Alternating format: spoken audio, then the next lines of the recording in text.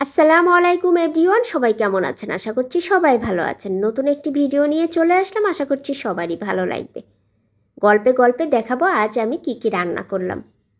আচ্ছা, আপনারা বলেন দেখি, মানুষের ভদ্রতাটা কি মানুষের বোকামো?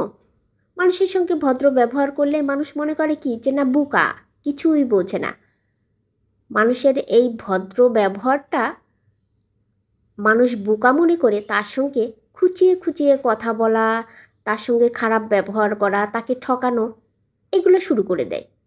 এরকম দেখতে দেখতে যখন দেয়ালে পিঠ থেকে যায়, যখন উচিত জবাব দেই, তখন তার সঙ্গে সম্পর্কটা নষ্ট হয়ে যায়।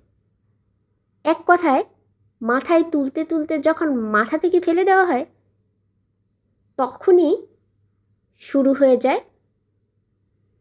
সম্পর্কের টানাপোড়েন। এই দেখো, গল্প করতে করতে বলতেই ভুলে গেছি আজ কি কি হচ্ছে। আজ আমি মসুরের ডাল দিয়ে আমড়া রান্না করছি। ও না, আমড়া দিয়ে মসুরের ডাল, যাই বলো, প্রথম রান্না করছি তো সেজন্য এরকম গুলিয়ে যাচ্ছে। আমড়া দিয়ে মসুরের ডাল খেতে যে এত মজা জানতাম না, আজ প্রথম রান্না করেছি। অনেক মজা হয়েছে, সবাই একদম চেটে পুটে খেয়েছিল।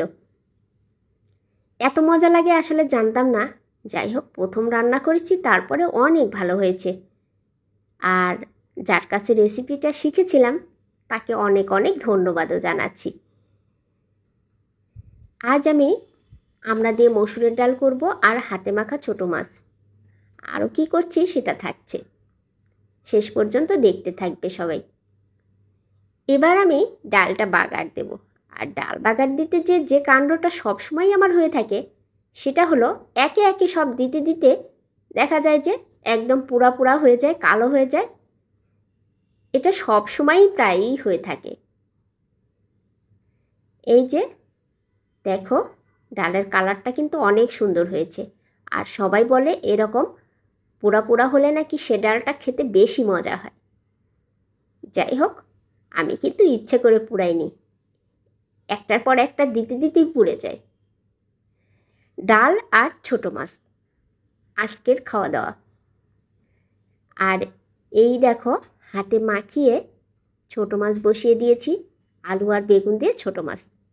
আর রান্নার শেষে দুটা শুকনা মরিচ একদম কালো করে টেলে নিয়েছি, একদম পোড়া পোড়া করে টেলে নিয়ে তারপরে সরিষার তেল লবণ দিয়ে চটকিয়ে তারপরে দিয়ে দিলাম জাম্বুরা।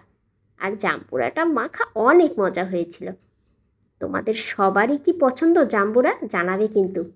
আর সবাই ভালো থাকবে, কেমন?